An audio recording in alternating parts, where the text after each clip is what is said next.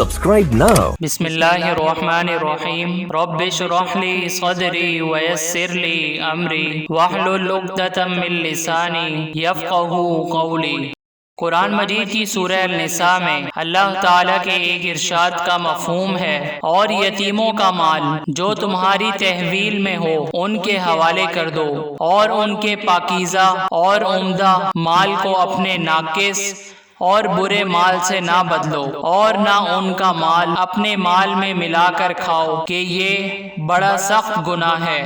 قرآن مجید کی سورہ نساء میں اللہ تعالیٰ کے ایک اور ارشاد کا مفہوم ہے، مومنوں ایک دوسرے کا مال ناحق نہ کھاؤ، ہاں اگر آپس کی رضامندی سے تجارت کا لین دین ہو اور اس سے مالی فائدہ حاصل ہو جائے تو وہ جائز ہے، اور اپنے آپ کو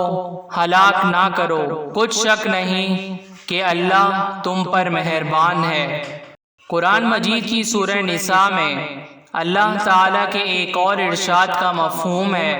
اللہ تم کو حکم دیتا ہے کہ امانت والوں کی امانتیں ان کے حوالے کر دیا کرو، اور جب لوگوں میں فیصلہ کرنے لگو تو انصاف سے فیصلہ کیا کرو، اللہ تمہیں بہت خوب نصیحت کرتا ہے، بے شک اللہ سنتا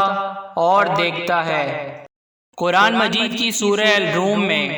اللہ تعالیٰ کے ایک اور ارشاد کا مفہوم ہے، تو اہل قرابت اور محتاجوں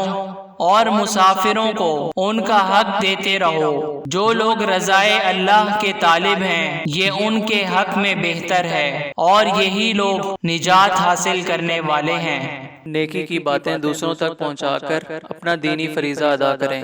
اور ہماری حوصلہ افزائی کے لیے ہمارے چینل کو ضرور سبسکرائب کریں۔